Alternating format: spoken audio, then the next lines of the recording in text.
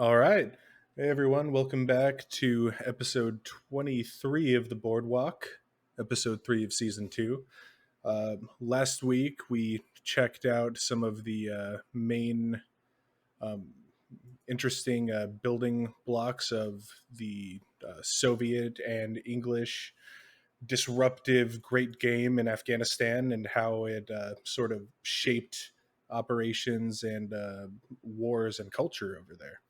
This week we're looking forward through I think through present day if I'm reading everything correctly, and it should be a really interesting episode. We're also going to get into that famous Soviet-Afghan War, their version of Vietnam before it became our version of Vietnam 20 years later. So I'd like to thank everyone for joining us.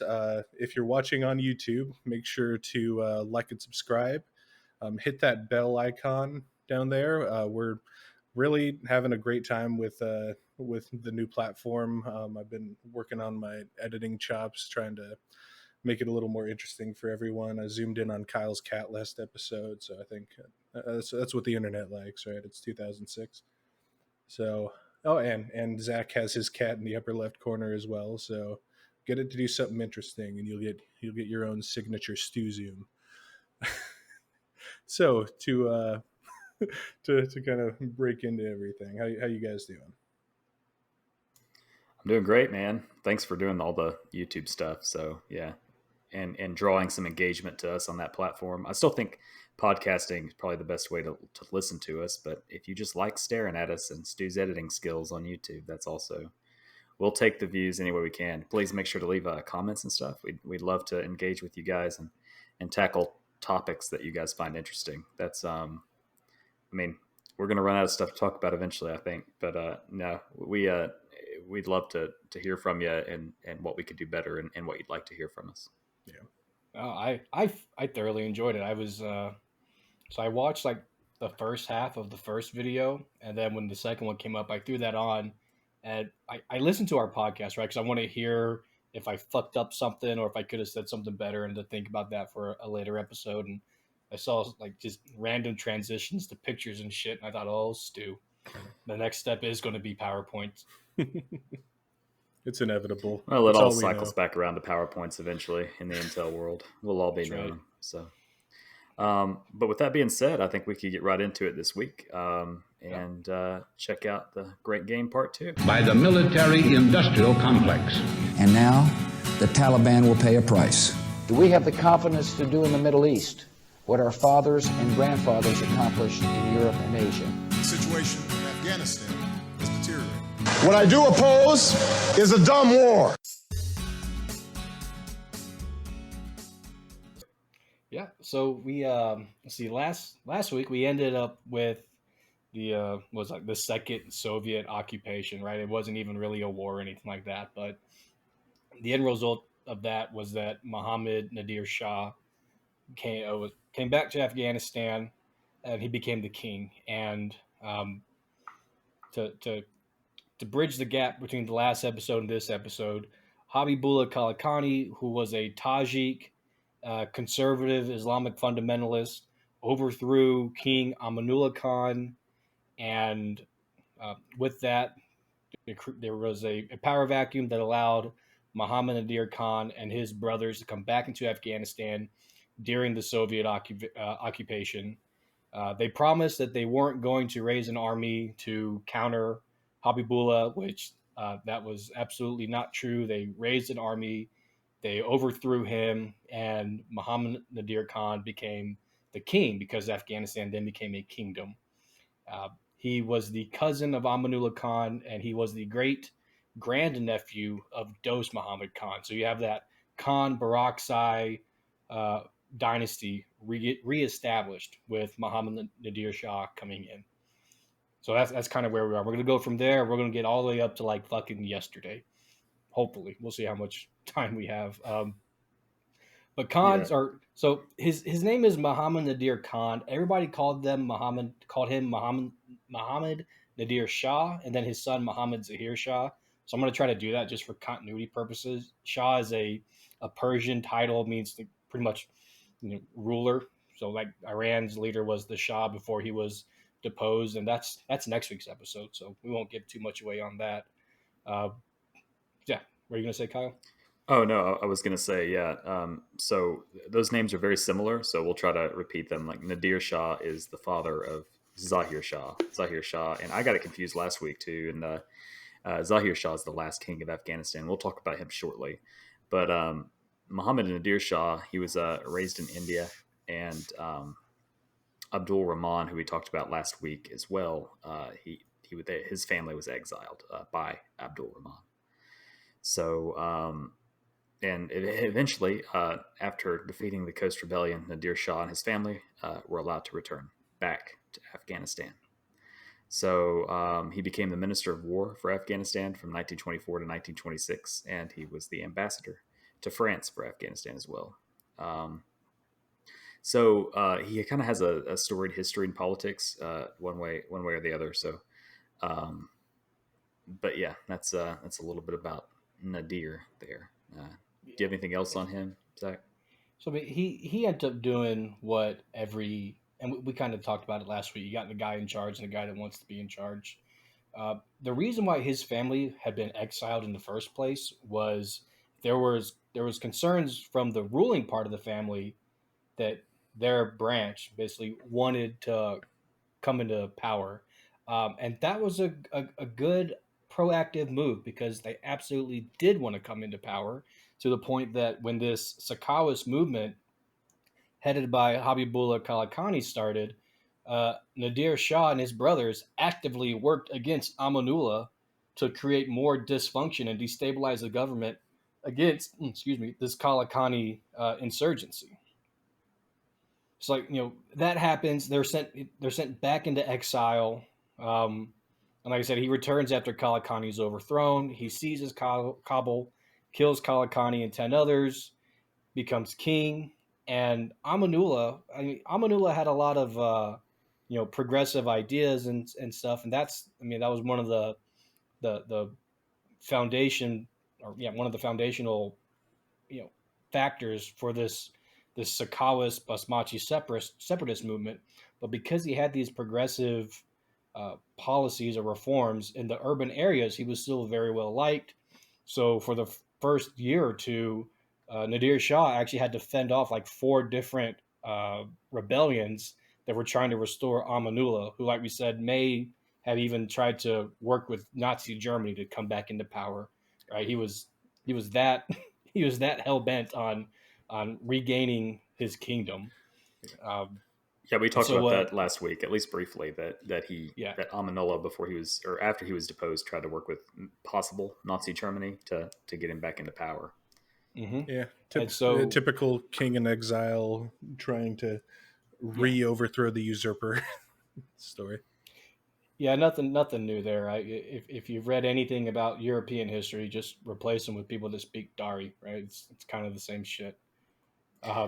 So he establishes a 10-person cabinet, and it's mostly his family members, right? Which that seems pretty par for the course. For a king, I think it's definitely par for the course. There's no illusion of democracy here. I mean, and I'm sure it was family members who would not threaten his throne, right? Like, a stupid cousin here and a drunk uncle there. That I'm going to put him in a position of power and keep him occupied, but it's no actual power because they're not the king. And you never give too much power to your actual smart relatives. try to keep them in check as much as possible. And I will say, putting family members in power isn't just a monarchy thing, even though it's not supposed to be in other forms of government. Yeah, I think there were several family members from this, and maybe especially the last administration in the United States, that were the same way. Holy shit! But there's still a Kennedy that's like a senator in Massachusetts, like that's their thing. I mean, or a congressman or some shit. Are you gonna lose? I mean, if you run as a Kennedy in Massachusetts, exactly. I should move to Massachusetts and say I'm a Kennedy. I'll win. Yeah, I think they'll look into that though, Zach. I'm pretty sure they'll probably look at your background. Just got to change how you talk. Yeah. One of the things that Nadir Shah did, and I know another thing that we kind of touched on last week, is part of this siege towards Kabul. It also included killing a bunch of Hazaras, right? And so, uh, 4 years after he becomes king in 1933, he's killed by Abdul Khalik, who's an ethnic Hazara, and he's a loyalist to former King Amanullah, because Amanullah had raised that army of Shia Hazaras to try to take back Kabul. I'm sure he had promised them something. And I'm sure with a lot of those reforms regarding civil rights and things like that, it certainly benefited the Hazara population. But ultimately, Nadir Shah is assassinated by an ethnic Hazara who is like immediately quartered and hung throughout the streets of Kabul. But And, he got his revenge. and you see different people working with the Hazara community because they know they're disenfranchised, but that there's like a not insignificant amount of them. We see that a lot with like Iran, especially during our war effort there. Iran was using Afghan Hazaras to fight their war against Syria at the time. They were recruiting Hazaras pretty regularly to go fight Iranian wars. So it's a population that not only has been persecuted heavily by whatever ruling governments in Afghanistan, but also used politically by outside forces. Because I mean, it's an easy group to take advantage of if you're being persecuted by your current government. So you see that a lot with the ethnic Hazaras there in Afghanistan. Yeah, I mean, they're a double minority, right? Like, not only are they, ethnically a different group, and a group whose, founding history was probably involved a lot of like wholesale slaughter as they were going through the area, and then you skip forward a few hundred years, and they're now sort of disenfranchised. But they're also Shia, so the Shia essentially in a bowl in the middle of Afghanistan, surrounded by fairly hostile groups around them. I mean, I'm sure as progressive as Amanullah was, I'm sure at some point he would have found his time for his Hazara massacre. It seems like almost every ruling body in Afghanistan does. The Taliban are moving on to it right now. It's just unfortunately a normal thing for ruling groups there, and it tends to curry support from the populace. Yeah, so I guess we'll move on and talk about Zahir Shah, the last king of Afghanistan, as he's known. So he's Nadir Shah's son, and he was actually king in Afghanistan from 33 to 1973. So basically, his uncles were involved in the country as prime ministers. Afghanistan in 1934 joins the League of Nations, the classic Wilsonian blunder. Hooks up to the League of Nations so they can get foreign trade and assistance with Axis powers by the end of 1930s. That's what we have in the notes here. So they join up, and they just use their status on this world stage to secure better trade. But they did not take sides in World War II. We talked about that last week too, didn't we? About not taking sides. What they didn't in World War One. Yeah, and they remained neutral. They're the Switzerland of Central Asia. Yeah, I was about to say, they're a little war torn Switzerland. Right, it's like a very unstable Switzerland, Central Asia. Yeah. So yeah, they remained neutral during World War II, I suppose. So and this is kind of where we get into the United States versus Soviet Union great game, because you got to keep in mind, and for the listeners that probably listen to our podcast, this, but if not, I mean, the United States was not at all a great power until after World War One, when Europe was basically plunged into absolute turmoil, and they lost a lot of money in all the rebuilding efforts.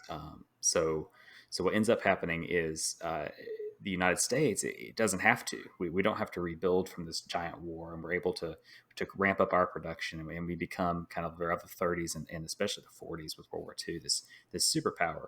And Zahir Shah at the time, he recognized the United States as the new power in town, and the Soviet Union, of course, is a very powerful nation, and he doesn't want to piss anybody off. So he tries to remain neutral in this relation between the United States and the Soviet Union, and that's going to come back to bite you, I think, later. I think at the time that was probably a good idea. I don't know about you guys. I'm not a king of Afghanistan, so I don't know. But it seems like being neutral would benefit you. I think when you factor in just the resources that Afghanistan had at the time, if you factor in the resources they'd had 10, 20 years ago, it's probably the best thing. Like you said, it's war torn. The last thing you need is even more bloodshed and violence. And so they were able to leverage their position on the map, right? Because for as poor as Afghanistan is, the position on the map does matter. And at this time it's the country to the immediate south of the Soviet satellite states, all the stands, and then it's the country to the immediate north/west of what is still just India. Like Pakistan doesn't exist yet, and so us being friends with India even in that time and having philosophical differences with the Soviet Union, yeah, Afghanistan got fucked over because it's stuck in the middle of these two powers who are going back and forth for, pretty much they want to increase, hegemony in the area. And let's be honest, the Soviet Union probably had better claim considering they were right fucking above it. Yeah. But the last thing we wanted was the spread of communism. And so the best way to counter that is to increase those diplomatic and those economic relations, because maybe we did learn from the Brits and the Russians or the Soviets about, well, mostly from the Brits, about demanding that the Afghans do this or that. And so instead of trying to do something, militarily, which I'm not saying we would have gone into Afghanistan in the 40s or anything like that, but instead of doing something along the lines of military aid, it was more about economic and humanitarian assistance. Yeah, and I mean the U.S. really emerged not only as a military superpower after World War II, but a real economic superpower too. I mean, we were the one country in the quote unquote civilized world that hadn't been had been left largely unscathed outside of Pearl Harbor, and so while we were rebuilding Germany and Japan, we were also essentially opening up trade with hundreds of different countries around the area, and the Soviet Union was still rebuilding. So you could kind of see the Soviet Union as like more of a direct threat, which is why they wouldn't want to piss them off, and us is sort of a great probably the most ideal trade partner at the time, so they wouldn't want to piss us off. So yeah, I mean, I could see playing both sides or trying not to piss off both sides at least.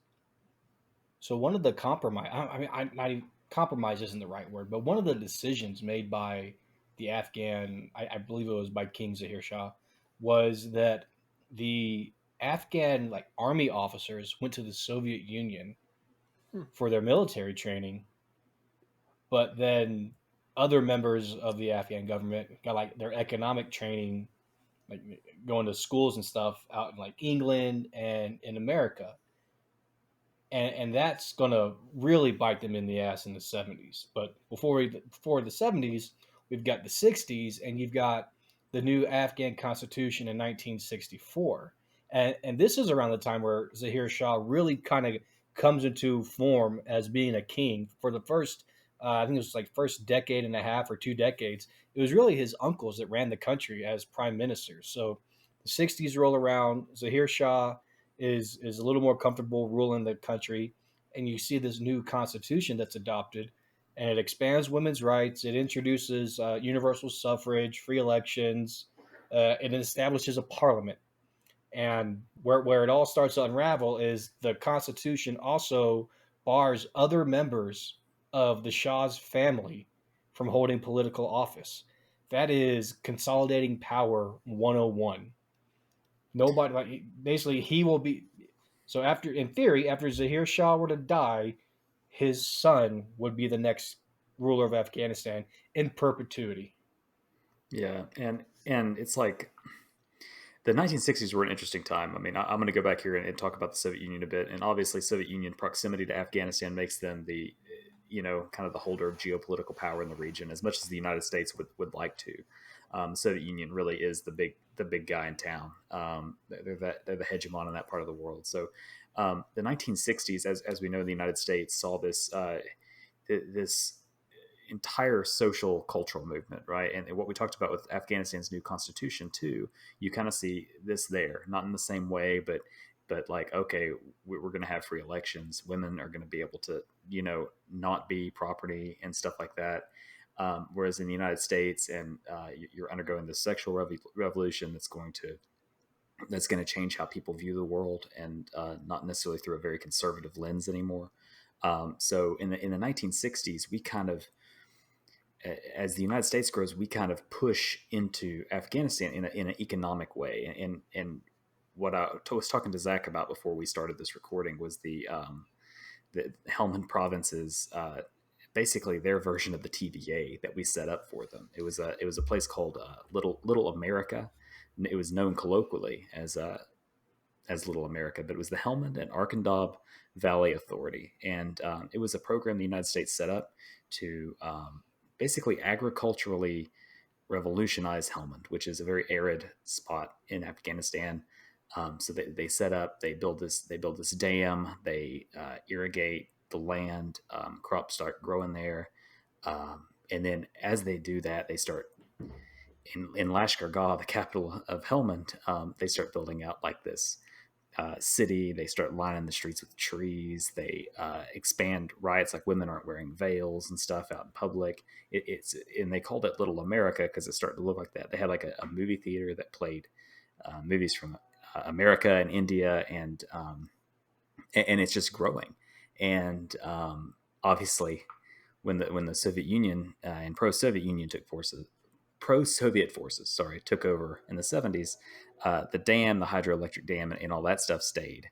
But that U.S. presence in the area was kind of eroded, and we've talked about this with other people. Like last week, we talked about Kalakani and taking advantage of the rural conservative people in Afghanistan and their rural conservative values. Well, people that lived in the rural parts of Afghanistan don't really like this pro-America, not traditional thing going on here in Helmand either. And we'll see that later as we talk about the Soviet Union. Yeah, and we talk about the Mujahideen during the Soviet-Afghan War, but really the Mujahideen started in the 20s with Kalakani, and I mean there's documents dating back that far where they are referred to themselves as the Mujahideen. So when you get this next wave of modernization with the Shah, or with Zahir Shah, I guess the Shah is Iran, but with Zahir Shah and these moderate or modern reforms, you start to see more more calls for a return to the Islamic values and the Afghan way or the Pashtun way, really, because a lot of this is still in what we call Pashtunistan, right? It's people down in Helmand and Kandahar and along the eastern edge. You don't hear a lot of people in Herat bitching and moaning about these modern civil reforms. I don't think, it highlights the whole problem with trying to rule Afghanistan is that you do have this fairly affluent or modernized people living in city centers, but most of the country is living in a rural area with little education beyond religious education, and they're not going to take a liking to all these modern reforms happening in the city. So there's always going to be a divide in Afghanistan between those that live in the cities, we've talked about on the podcast before, and those that live in the countryside who are much more traditional and conservative with their values. And that's really, I think, maybe one of the foundations of conflict in Afghanistan is this rural urban divide. Yeah, but then in 73 you have the coup, right? And this is where the Soviets really fuck up. So in 1973, Zahir Shah goes to England for medical treatment, but afterwards he stops off in Italy and he's got a vacation home there because, well, he's a king and that's how that works. And while he's gone, his cousin, who is Muhammad Daoud Khan, who was he used to be a prime minister and he was a general in the Afghan army. He leads this coup, and it was largely bloodless, right? Like 7 police officers and one tank driver died. But outside of that, like he had no issues. He had been working for a year to like develop this plan and to overthrow his cousin. And a big reason for that was that, like I said earlier, where the Afghans were sending their military officers to the Soviet Union for training, and then sending other officials and diplomats to America and the UK for things like economic, universities and just understanding how parliaments and congresses and shit like that work. So with Daoud Khan going back and forth with the Soviet Union his entire military career, he develops a very close relationship and becomes, I'm not going to say he becomes sympathetic to communism, he is an outright communist. And he wants to establish a communist democratic republic, similar to what they have in the Soviet Union and obviously in the satellite states right above them. And because every other fucking Afghan officer went to the Soviet Union, they wanted to do that too. So pretty quickly, almost overnight, the Kingdom of Afghanistan ceases to exist, and the Republic of Afghanistan is born. And like any other communist state, although it technically wasn't a communist state then, it was one party rule, and that was the People's Democratic Party of Afghanistan. Well, there was technically two parties. There was the party that Daoud Khan was a part of, and I didn't write it down, but it technically wasn't the People's Democratic Party of Afghanistan, but they were basically the part A and part B of the same group. And so because they backed his play, he had them included in their government structure as part of his cabinet, and eliminated Congress or Parliament, established the Loya Jirga, and uh, really where he fucks up is they adopt the Soviet policy of state atheism as the official religious stance of an extremely religious country. Yeah, and I don't really think that he would or it's weird to say that an Afghan wouldn't foresee the repercussions of adopting these very Western, and I use Soviet Union, it's Eastern, but to us, but Western ideas of like communism, democracy. To me, it's all Western. To Afghanistan, is Western ideas of government and living. So it's weird to me that an Afghan wouldn't see just how bad that would end for him to just uh, overall adopt policies of the Soviet Union and a super conservative religious country. I think it's probably kind of the elitist sort of Marie Antoinette view that he probably had. I mean, he was royalty his entire life, and he was likely mostly living in the big cities, and he had also been to the Soviet Union. So it was probably a let them eat cake thing where he didn't really understand the country in which he was born and planned to rule over.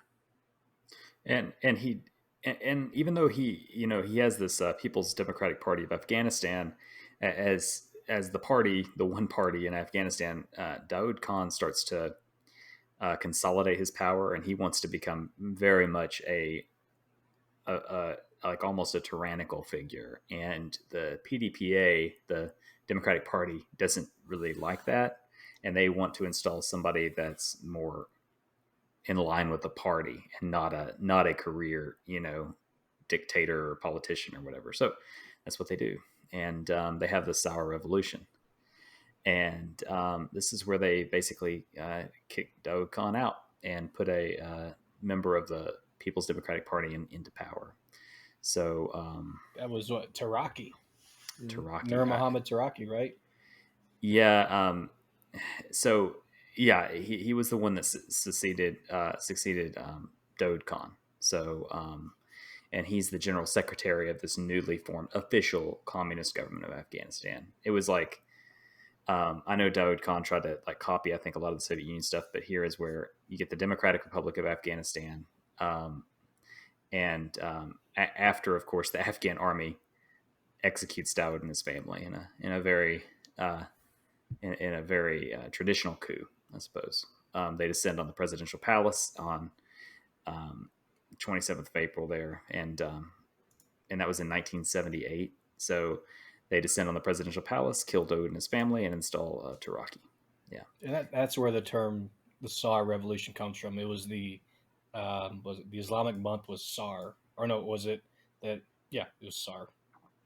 yeah, And so with that, when Taraki comes in, they do some more I would consider to be uh, conventional or typical communist socialist policies. Women in government. They again end forced marriage. There's land reforms where it limited the amount of land that certain families could have, and that failed miserably. It's just a matter of you were giving people who didn't know how to farm beyond 3 or 4 acres. You give them 3 times the amount of land, and you expect them to make it work, and it just didn't work. Right? They didn't have the resources.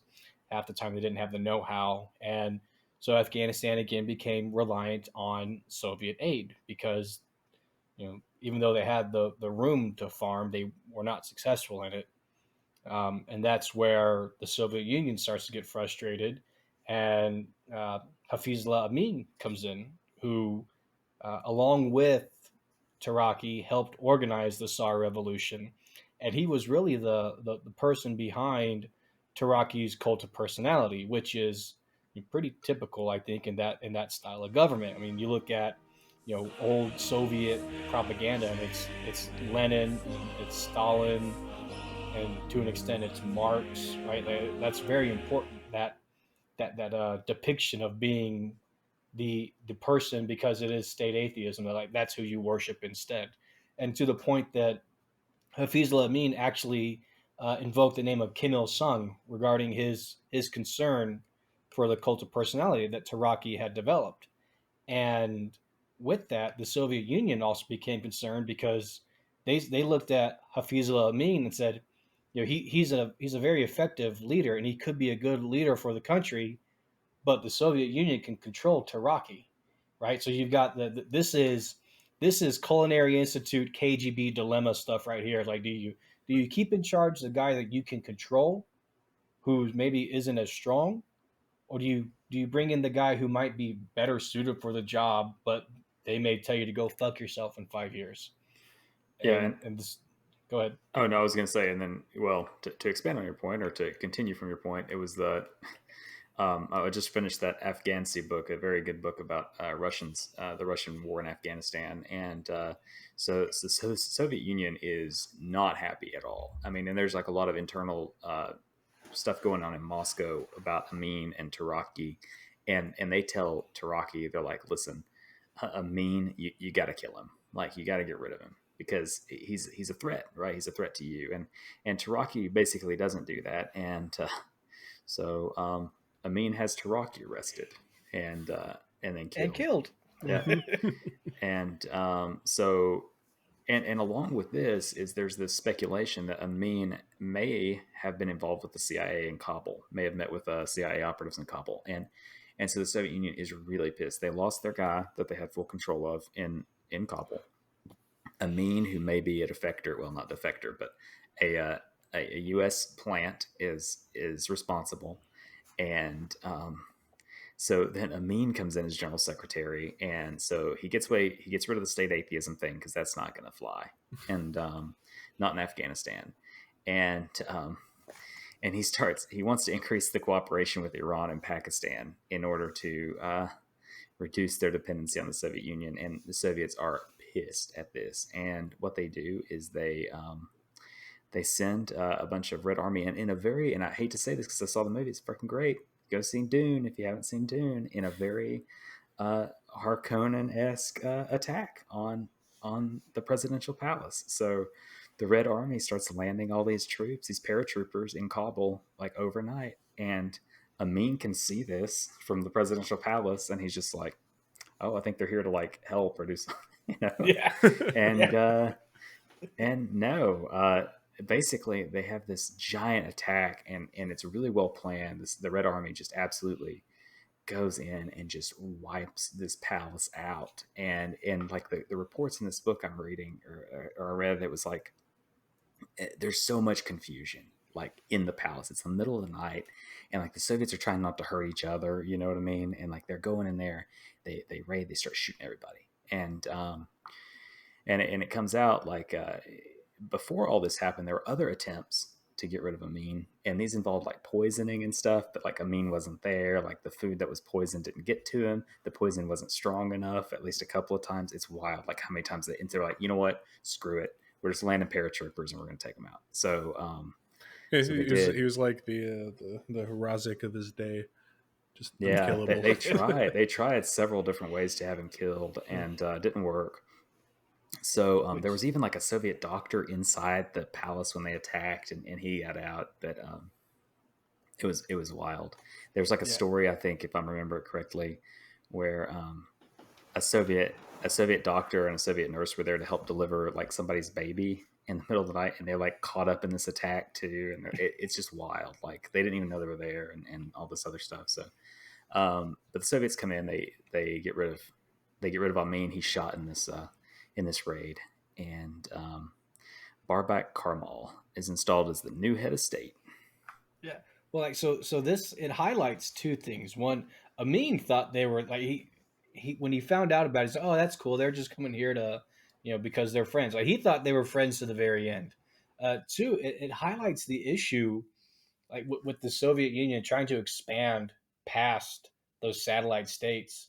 Amin was a fucking like he was a communist through and through. He was an ally of the Soviet Union, but just the idea that he may open up relations with countries that share more cultural and demographic features in Iran and India, that or in Pakistan, that was just a non-starter for the Soviet Union. So this is textbook how these countries, including us, get bogged down in these issues. Right? We look at something, we overanalyze, and we jump in because I think realistically, it was a good thing. If you look at it from the standpoint of the Soviets, it was probably a good thing that Amin gets rid of the state atheism, right? And they don't openly state that they're no longer atheists. I think they officially became a secular government. Right? You could practice your religion, but there's no religion involved in the government.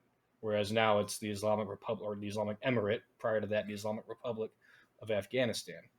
Uh, yeah, they overcalculate, come in, they take out Amin, they bring in Karmal, who is a loyalist through and through, and that was on the 27th of December in 1979. 2 days before that, on the 25th, on Christmas Day 1979, is when the Soviet-Afghan War starts. Right, the Soviets roll in through the north across, was it the Friendship Gate into or the bridge in Uzbekistan or whatever. Like they cross that and they come in and they start this 10-year long campaign. And I think Soviet Afghan War is kind of a misnomer because they weren't fighting the Afghans. They were there to help the Afghan government. The actual war or the cause of the war was with all of these relatively progressive reforms, you created more and more people who didn't like them. And the cultural conservatives in the South and in the East. You had an increasing refugee issue of people going into Pakistan because it wasn't feasible to live in Afghanistan. So those things coupled with this increased Western government or this persistent Western government that they don't like, eventually a lot of these people take up arms and they start fighting against the Soviets. And so the Soviets actually came in to help out Karmal, help out the people, was it the Democratic Republic of Afghanistan, to quell the Mujahideen. So it was really just another stage of the Civil War. Yeah, and it's so like with the Soviet Union, as far as the Soviet-Afghan War goes, I mean they've been there for a while. I mean they were there under Amin. That's why Amin wasn't like too concerned when all these paratroopers start landing and all these tanks and things start moving into position. He's like, whatever. I mean, the Soviets have been here forever. They've been helping us out because um, over time, like you said, Zach. I mean, all these reformed policies that they inspire revolution. They inspire this hatred for the government, and the Afghans complained about it the whole time. They would always petition Moscow to send troops, to send help, to do this and do that. And the Soviets knew it was bad. Like that book I read talks about like the party when they would meet in Moscow and like people go and be like, we can't do this. Like we're going to get involved. Like, and it starts out with like, oh, we're going to send advisors. It's very much like Vietnam. We're going to send advisors. We're going to send a small contingent of people to help train these Afghans to deal with this insurrection, and then it becomes like, well, we'll send some special forces down there, right, to help secure the more bad spots where the rebellion's really bad, and then it becomes like, you know what, we're sending tank battalions, we're just sending everybody, we're just sending the whole Red Army down there to figure this out and help you guys out and help secure the country. But it's interesting to note that there were people in Moscow that spoke out very strongly against it. They were they knew that it was going to be bad. They're like, we can't just commit a little bit because in X number of years we're going to have the whole Red Army there, and they turned out to be right. And so yeah, the Soviets are there, and they're helping Afghans fight Afghans. So it's really a civil war. Yeah. And then the CIA and the U.S. government saw an opportunity to embroil the Soviet Union into a long-term conflict, and probably some there's some view of revenge against the Soviets in that aspect, because we had just gotten out of Vietnam, having been America's longest war up to that point, and so to see a chance to really stick it was a military police conflict, yeah, or some shit. Yeah, and it ended with a tie as we flew the last of us out of there, under threat of death. I love people who are like, well, we killed 2 million Viet Cong. Like, that's not how you win a war, dude. Yeah.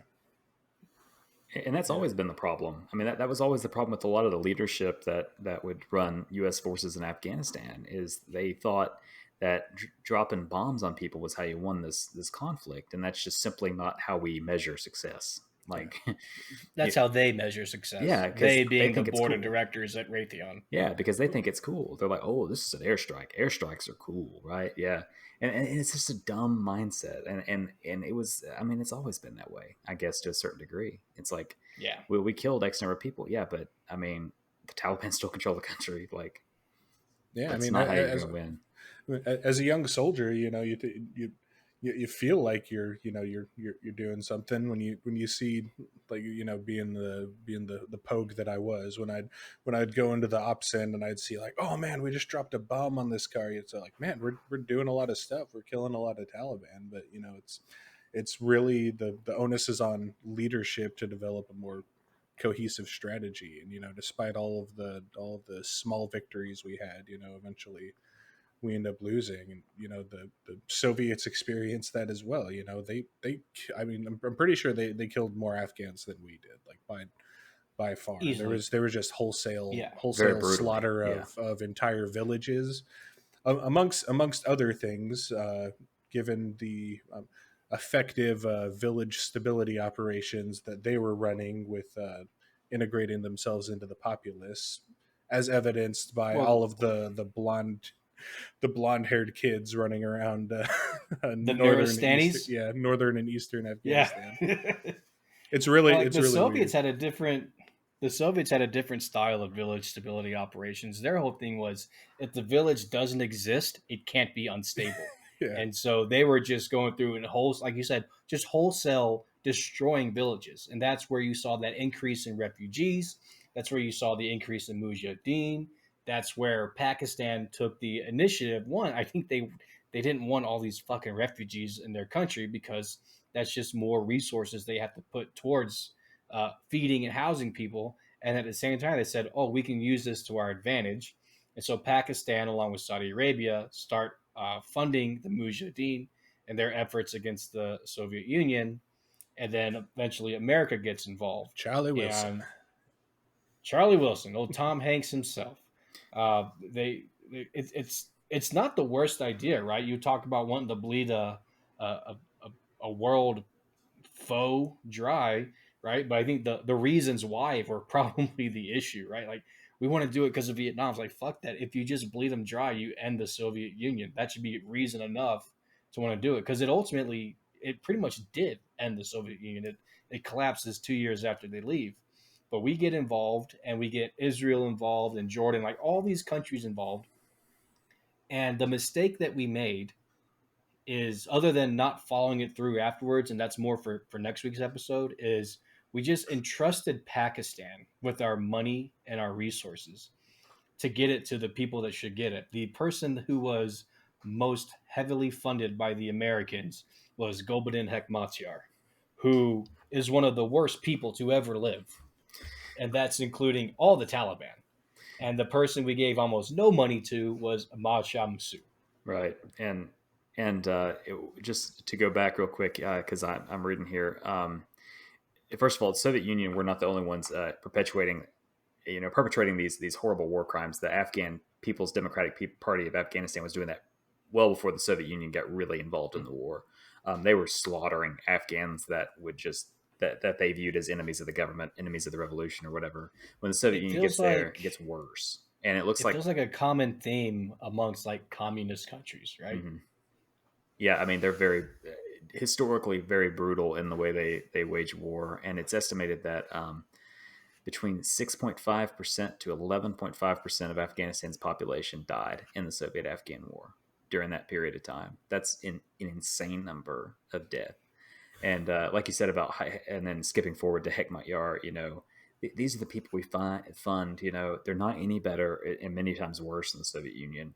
I mean, even the Taliban don't like Hekmat Yar, probably not for reasons because he's an asshole, but they don't even like him. So it's like, No, um, yeah, it's tough. I mean, it's a bad situation, as everybody knows from listening to this podcast. But And it's yeah, even worse that there were clearly better choices. I mean, Masood is kind of the golden boy, but there were plenty of options that we could have worked with. I mean, hell, we worked with Jaludin Haqqani a little bit.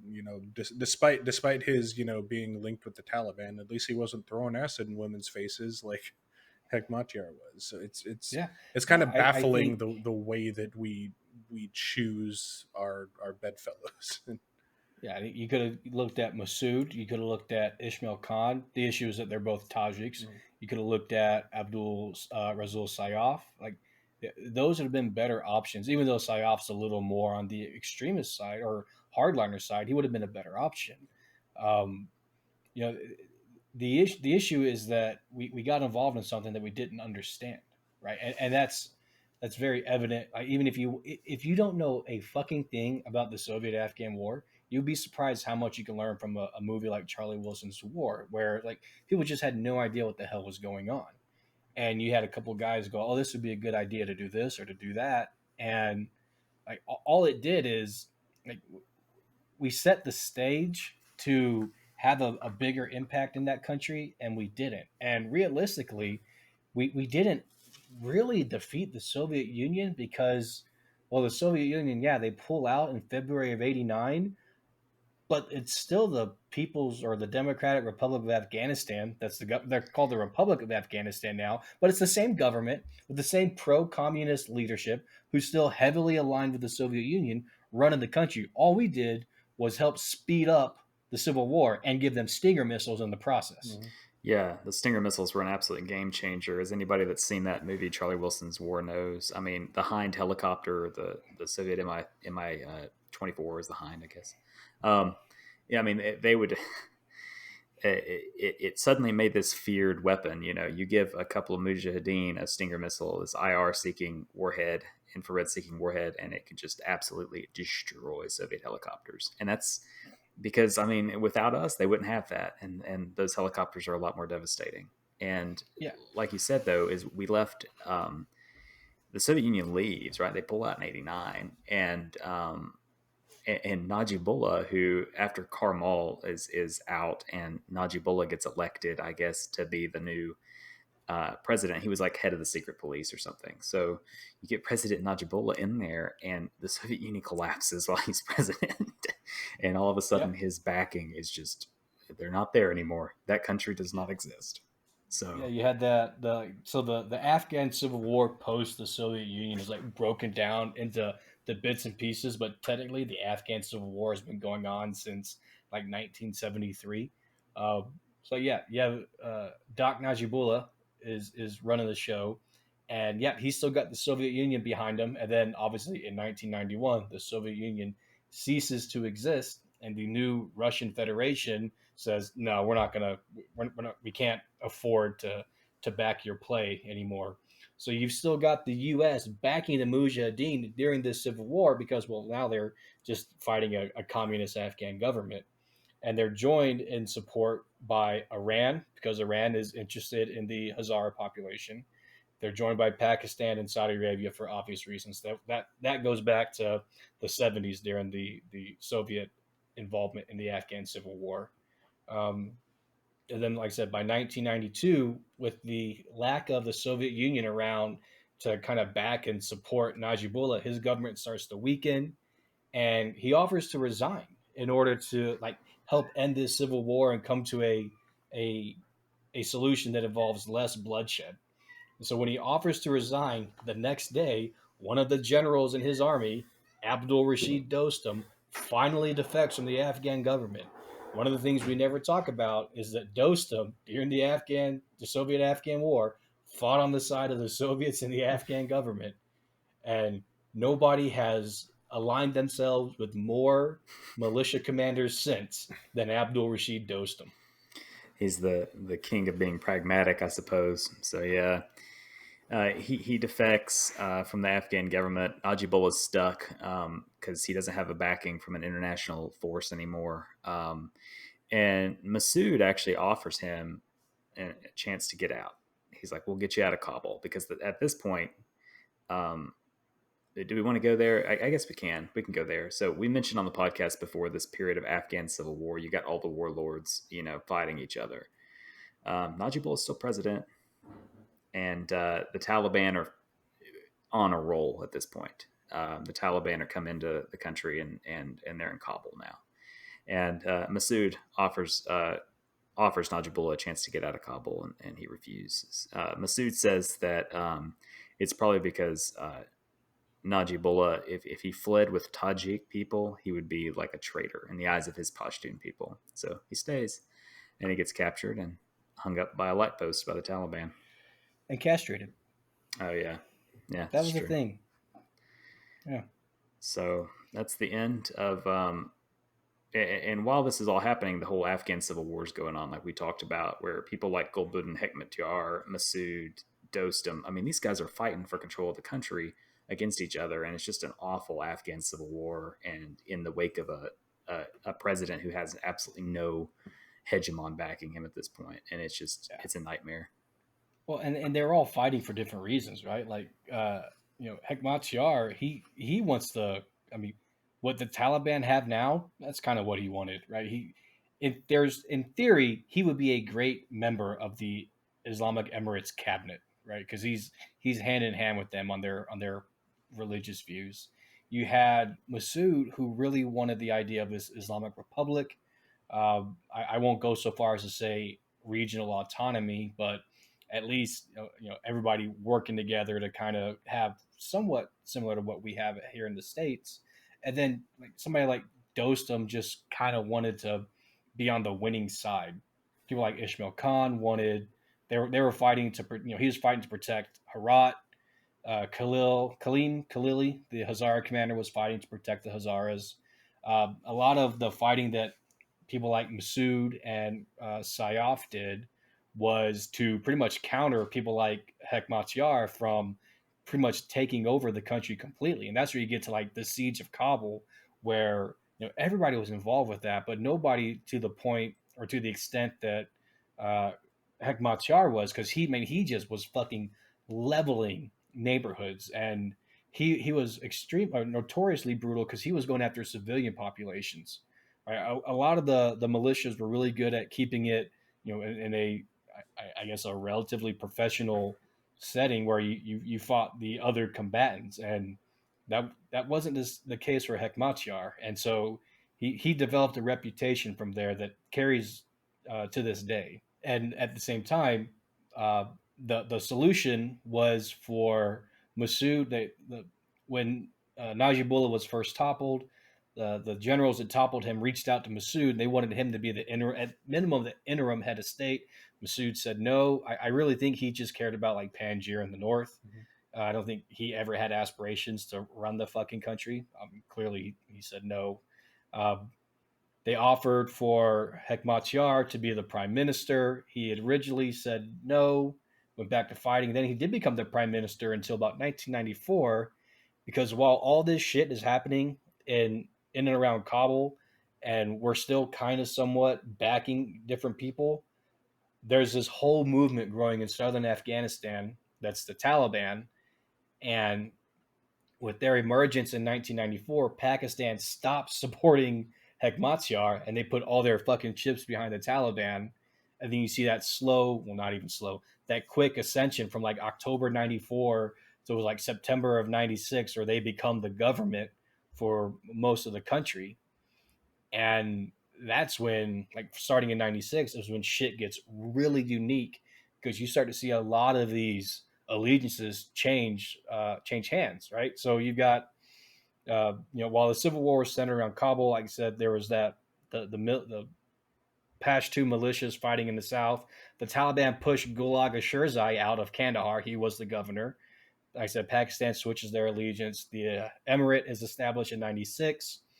So Pakistan continues to support the Taliban, right? Which is their long-term, I think, economic and diplomatic goal is to have that partner there, another person that's anti-India in the area, and they're quickly joined by Saudi Arabia, the UAE, and Qatar in recognizing this Taliban government, which those are supposed to be our allies too, but whatever. Um, the Northern Alliance is backed by India, Turkey, Iran, and now Russia. It's been 5 or so years. The Russian Federation is kind of on its feet now. They back the Northern Alliance because they don't want that Islamic fundamentalism to creep into Turkmenistan and Tajikistan and Uzbekistan, because these countries, even though they're no longer part of the Soviet Union, are still heavily reliant and in line with Russian diplomacy. Yeah, because Russian Federation, I mean, they are going to have to fight these wars in Chechnya and in places with fundamental Islam. They're going to be fighting those wars after the collapse of the Soviet Union. And Russia has a huge problem with extremist Islam as well. And in all these terror groups exist in some of these former bloc countries, and they don't like the Russians. And that's a whole other topic of Russia versus fundamental Islam in its former states. But yeah, and that's the Russian Federation's whole point, is to consolidate power in these places. Although they're not part of the Soviet Union, they're not part of the Russian Federation, they're still loyal to the Russian government, or at least Putin will make them loyal to Vladimir Putin one way or the other. So that's And if you're curious about how the U.S. plays in all of this, and I think I read this it was either Taliban by Ahmed Rashid or by No Good Men Among the Living. I think it was Taliban by Ahmed Rashid. The Clinton administration indirectly backed the Taliban because the Taliban were anti-Iran. That's how little we understood this part of the world, when the correct solution is probably to back fucking neither. If you're that anti-Iran, you probably shouldn't back either of these groups. And we've mentioned it before, where you had Massoud coming to the UN and coming to NATO and explaining this emerging threat in Afghanistan that was not just a threat to Tajiks and Uzbeks in northern Afghanistan, but a threat to people throughout the world, and specifically to America. And we continued to look at the situation and go, well, the Taliban don't like Iran, so we're going to back the Taliban.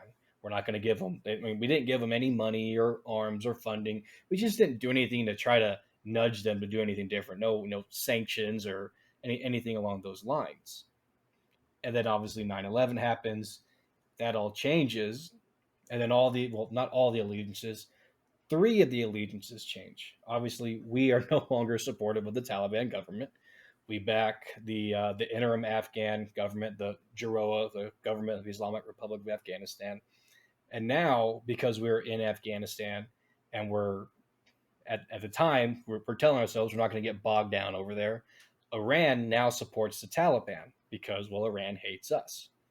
And Russia now supports the Taliban, although Russia has always denied providing aid to the Taliban. It's pretty well documented that they got weapons from Russia. Taliban leaders, the emirs, went up to Moscow all the fucking time.